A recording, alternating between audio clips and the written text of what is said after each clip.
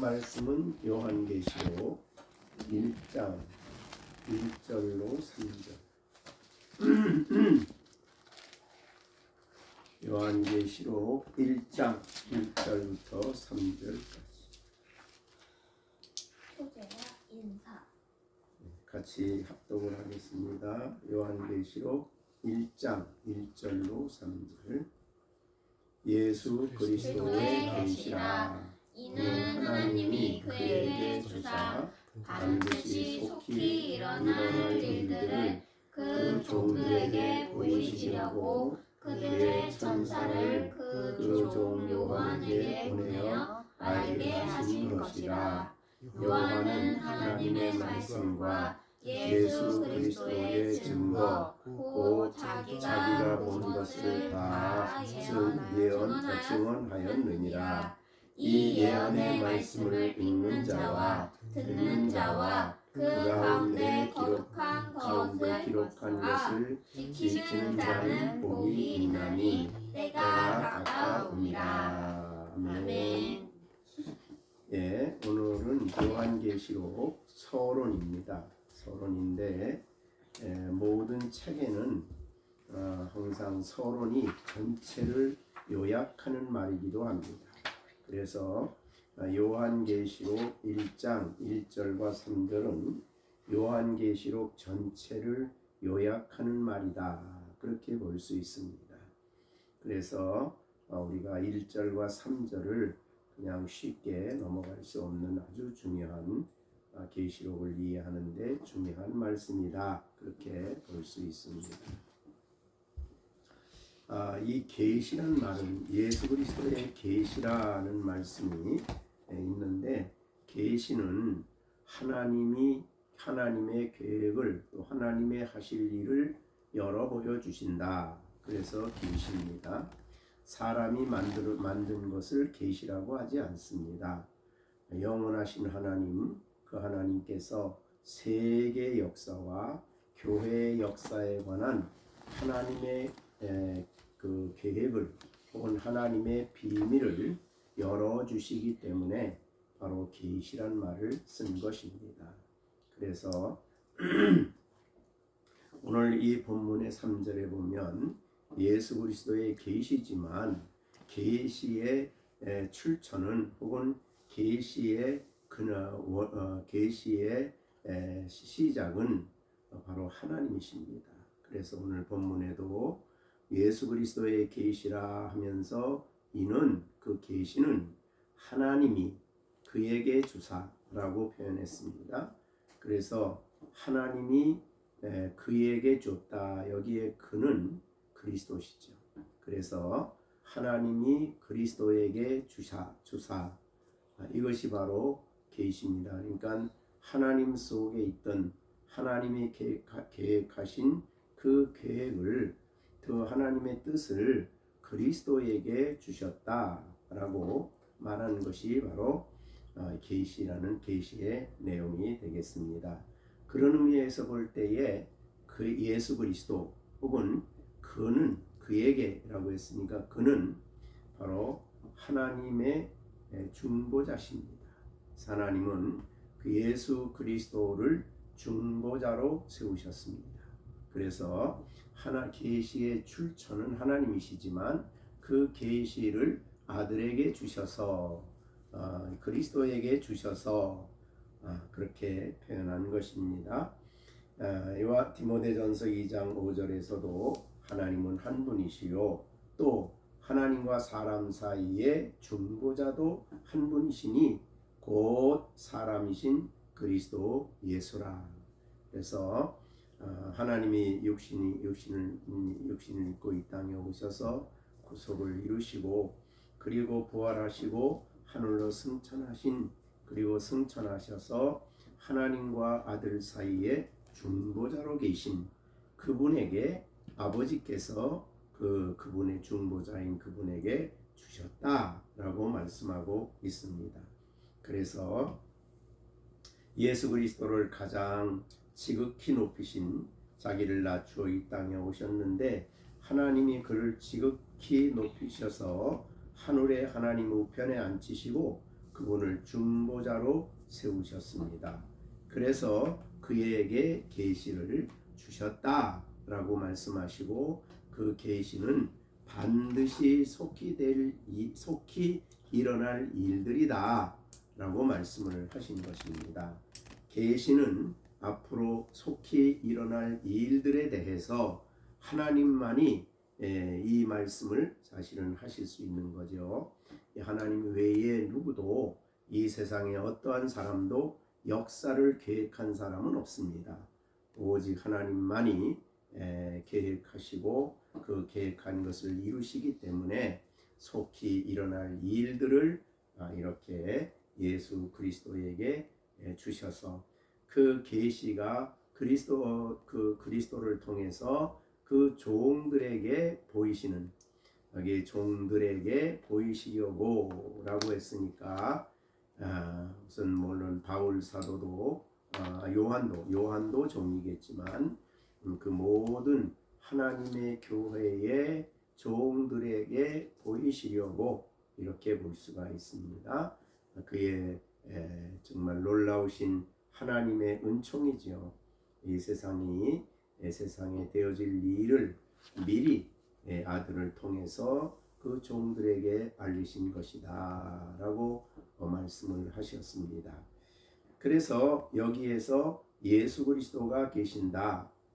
우리는 예수 그리스도는 복음이시며 하나님이시며 이 땅에 오신 예수 그리스도시죠. 그를 낮추셨지만 하나님이 그를 높이실 뿐만 아니라 사실은 예수님을 하늘 보좌로 높이신 하나님은 하늘과 땅의 모든 권세를 아들에게 위임하셨습니다.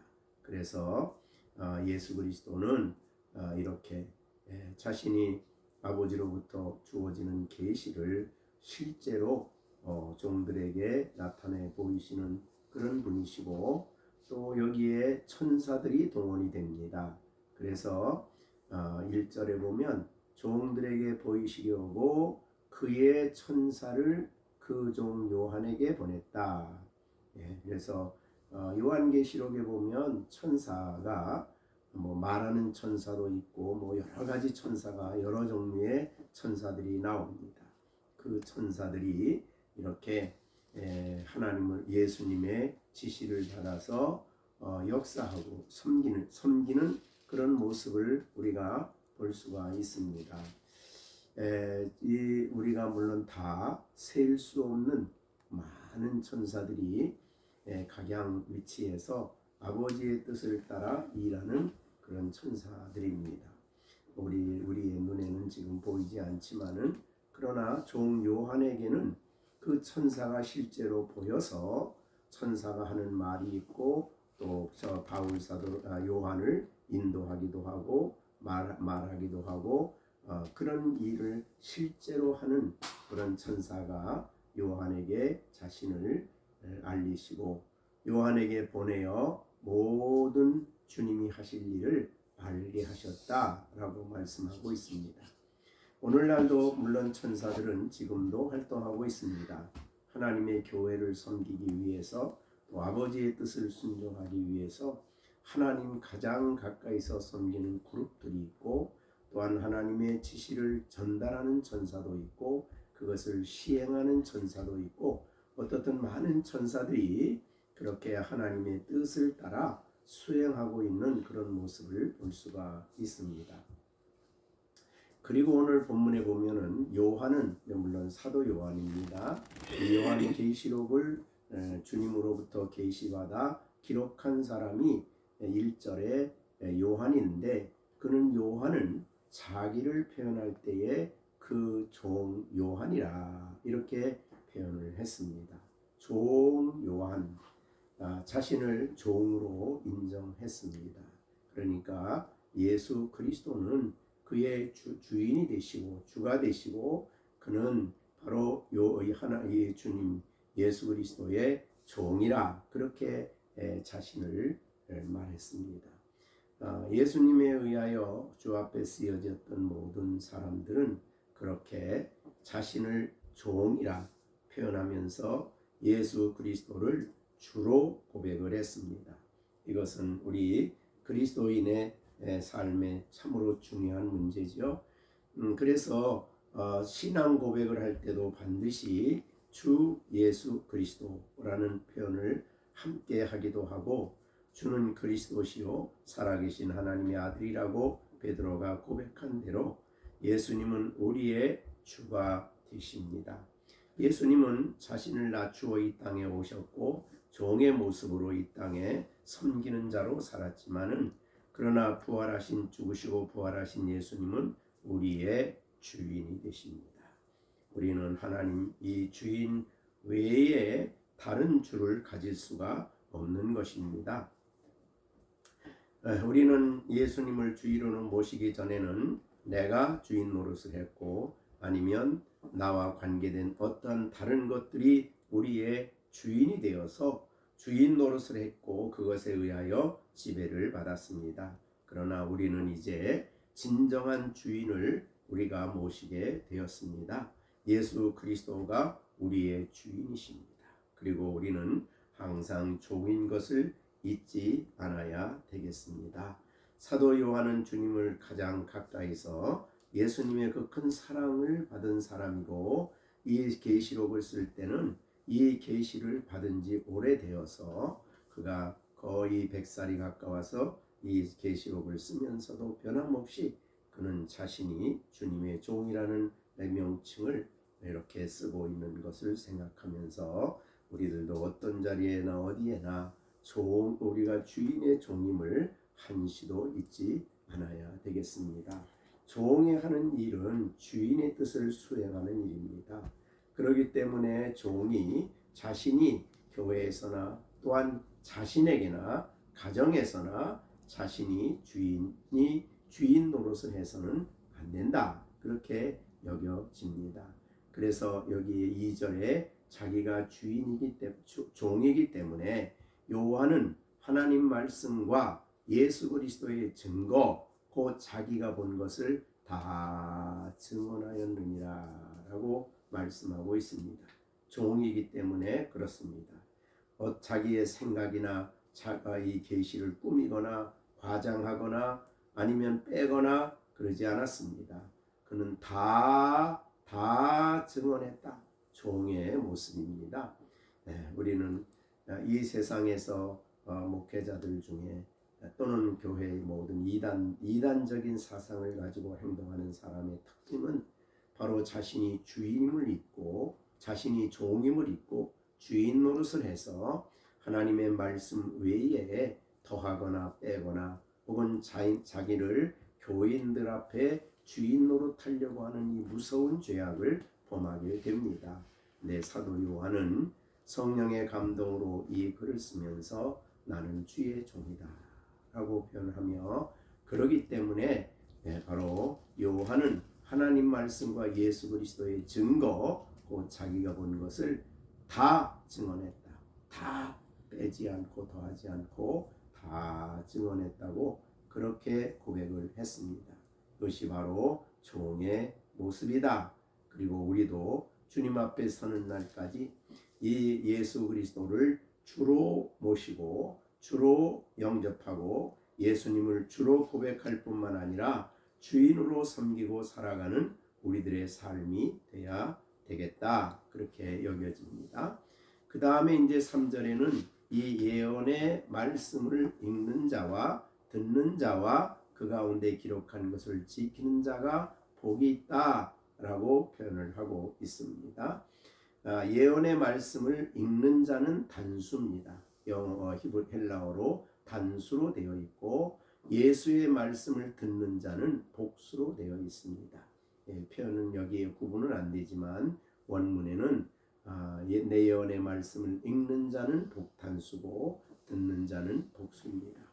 우리가 이미 말한 대로 이 성경 당시에는 지금같이 인쇄술이 발달되질 않았기 때문에 모든 예언의 말씀을 친히 필사했습니다. 그래서 요한도 자기가 말씀을 불러주면 젊은 집사가 필사를 했습니다. 그리고 그 필사한 내용을 가지고 교회에 보냈고, 또 거기에서 또 필사를 해서 다른 교회에 보내고 그러기 때문에 초대교회는 성경이 이렇게 지금같이 누구나 가질 수 있는 그런 성경이 아닙니다. 그래서 성경이 한 권, 두 권 뭐 이렇게 있고 그러기 때문에 교회가 예배를 드릴 때는 반드시 읽는 자가 앞에 나와서 낭독을 합니다.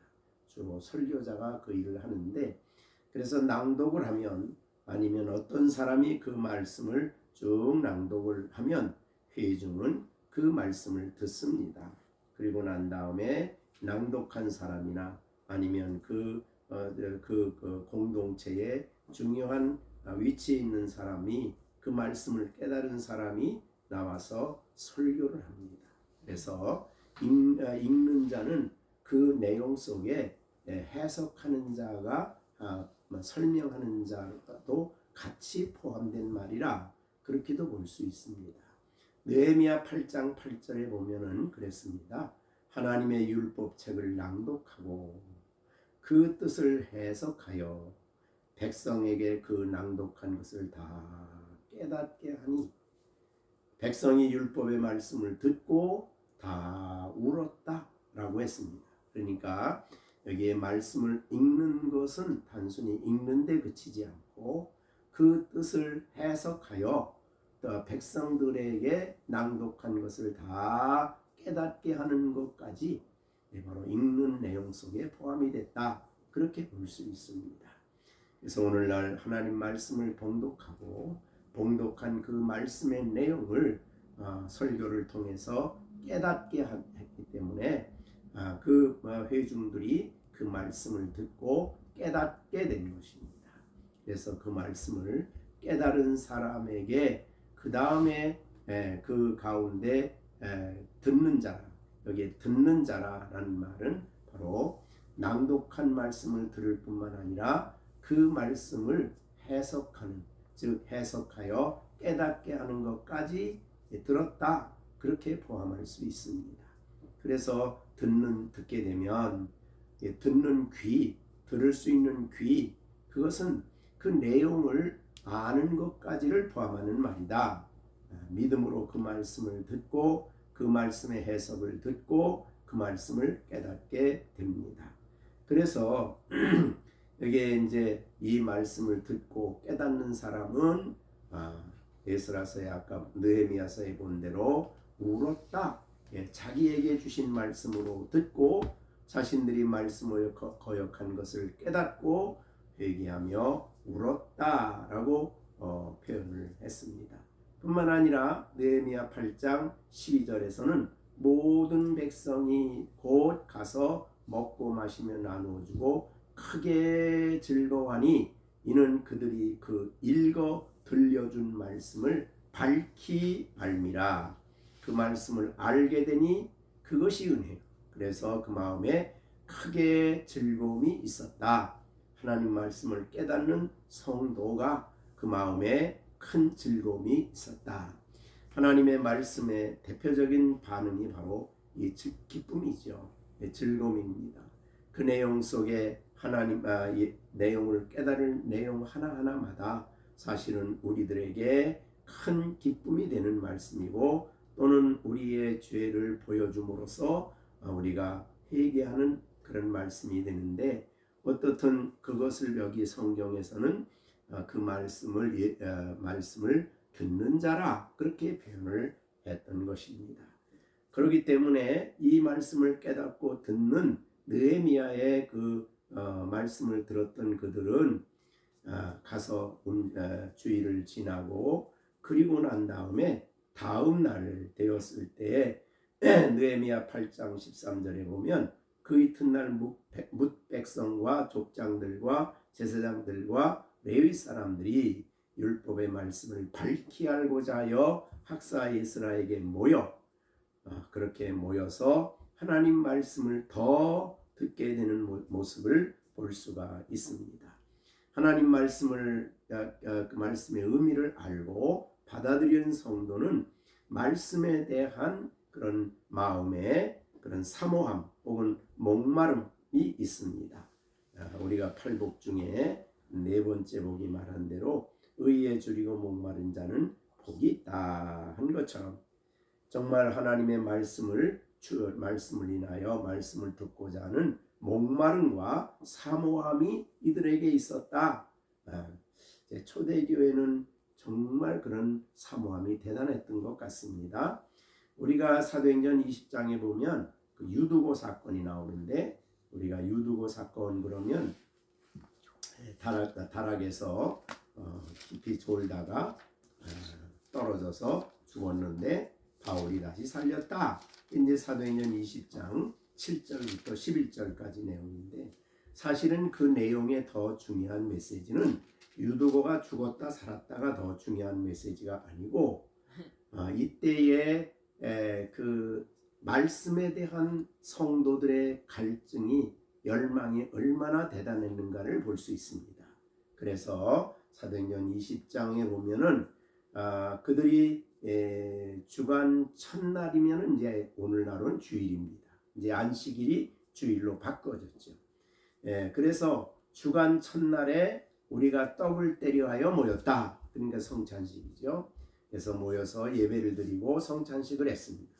그리고 바울이 이튿날은 그 다음날 월요일이죠. 떠나고자 하여 그들에게 강론을 합니다. 그러니까 첫날에 모여서 예배를 드리고 성찬식을 하고 그 다음에는 다음날 이제 바울이 떠나야 되니까 바울이 강론 즉 설교를 시작합니다. 그러자 강론이 온종일이 아니고 밤중까지 계속이 됐습니다.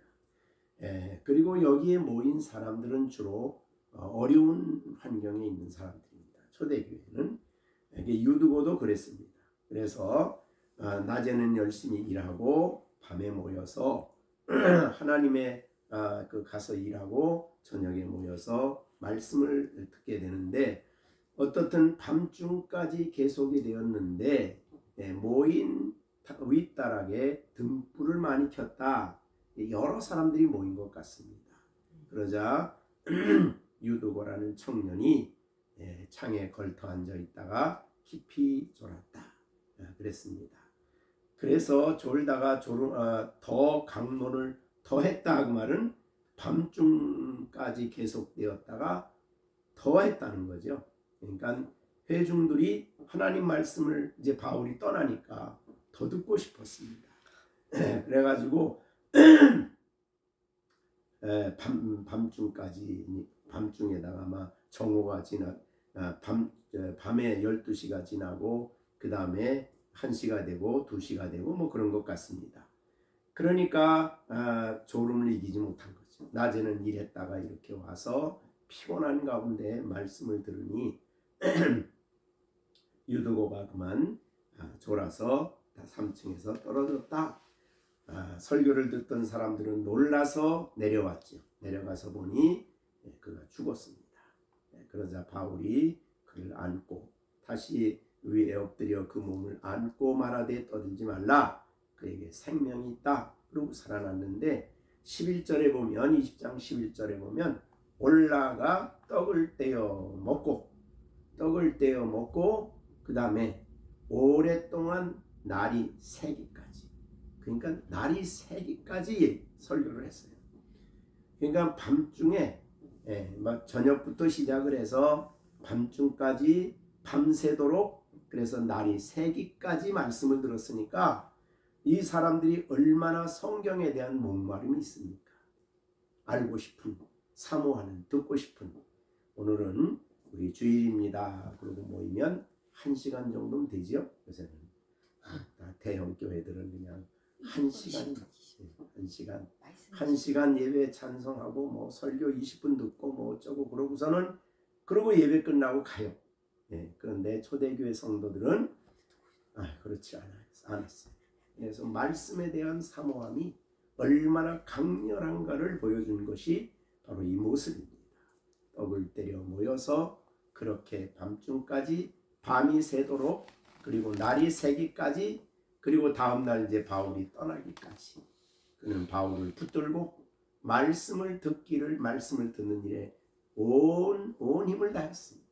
이것이 초대교회 성도들의 열정이에요. 말씀에 대한 열망이에요. 그래서 아까 그 느헤미야 때도 그가 이제 말씀을 듣고 그때가 이제 이스라엘 백성들의 6월 수장절쯤이 되는 것 같은데 7월 달입니다. 그때가 그래서 모여서 그들이 말씀을 속죄일을 하고 그 다음에 절기를 지키면서 그렇게 하루 이틀 사흘 계속해서 하나님 말씀을 사모해서 모여서 말씀 듣기를 원했던 것입니다. 어느 시대나 하나님 말씀에 대한 소중함, 말씀을 알고자 하는 또는 깨닫고자 하는 그런 열망이 그 마음속에 있게 될 때에 그 말씀이 그들의 기억 속에, 그들의 마음 속에, 감정 속에, 생활 속에 깊이 역사를 해서 그 다음에 나오는 것이 바로 기록된 것을 지키는 자라, 이렇게 표현이 된 것입니다. 인간 듣고 뭘 들었는지 모르고 잊어버리는 게 아니라 그 말씀을 그렇게 마음속에 간직하고 기록하고 그렇게 하나님 말씀을 사모했던 것을 볼 수가 있습니다. 이렇게 돼서 그들이 하나님 말씀을 이렇게 지키는 그런 모습을 볼 수 있습니다. 그래서 오늘날도 말씀을 읽는 것, 물론 예배 시간만이 아니고 우리가 개인적으로도 그렇습니다. 그 다음에 듣는 것, 그런 뜻을 잘 이해하고 그렇게 들을 수 있는, 그 다음에 그것을 마음의 기억 속에 기억하고 간직하고 마음과 감정과 생활 속에 언제나 간직을 해서 그 말씀이 삶 속에 영향을 미치게 하는 것이 바로 예수님 말씀한 비유에서 말씀한 대로 조옥토에 뿌려진 씨와 같다. 그렇게 말씀이 그 안에 역사하는 사람이 복이 있다. 그러니까 우리도 계시록을 그런 마음으로 우리가 계시록을 앞으로 읽고 듣고 지키는 말씀으로 우리가 받아야 되겠습니다. 그래서 말씀을 잘 묵상하는, 그리고 이 말씀을 통해 계시록을 통해 주시는 복을 우리가 누려야 되겠습니다. 그런데 이렇게 하나님 말씀을 복이 있는 이렇게 읽고 듣고 지켜야 되는데 왜 그러냐? 때가 가까움이라 라는 말씀을 하셨습니다. 이 때에 대한 말씀을 하시면서 가깝다, 그 말은 주님이 오심이 가깝다, 혹은 역사가 종결될 때가 가까이 왔다, 인류 역사가 끝이 날 때가 가까이 왔다, 예수님의 재림이 가까이 왔다. 그래서 이제 우리가 구조를 배우겠는데 요한계시록은 그런 의미로 재림이 초점이 되어 있습니다. 그리스도의 재림, 다시 오심이죠. 모든 계시록의 내용은 그리스도의 재림으로 끝이 나기 때문에 바로 이 초림과 재림 사이에 있게 되는 이런 계시의 말씀인데, 그런 의미에서 볼 때에 이 서신을 쓸 때보다 지금은 훨씬 더 가깝죠. 벌써 한 1000년이 지났으니까 훨씬 더 가까운 시대에 우리가 지금 살고 있기 때문에 우리가 이 계시록의 말씀을 그냥 어려운 말이다 그러고 지나칠 것이 아니라 이 말씀을 우리가 부지런히 읽고 듣고 기록한 대로 지켜 우리의 믿음 신앙을 잘 지키는 우리가 돼야 될 줄로 압니다. 주님이 오심이 가까울 때에 이 세상이 어떠한지, 또한 하나님의 교회의 상태가 어떠한지, 또한 이 세상에 하나님의 교회가 어떻게 믿음을 지켜야 할지, 그리고 그 후에 주님이 오셔서 주실 그 영광이 얼마나 큰지, 이 진리를 우리가 성경을 통해서 계시록을 통해서 바로 깨닫고 앞으로 이 말씀을 많이 관심을 갖고 그렇게 우리에게 축복이 되는, 우리에게 복이 되는 말씀으로 우리에게 역사하도록 힘써 이 말씀을 관심을 갖고 그렇게 살아가는 우리가 돼야 되겠습니다. 기도하겠습니다.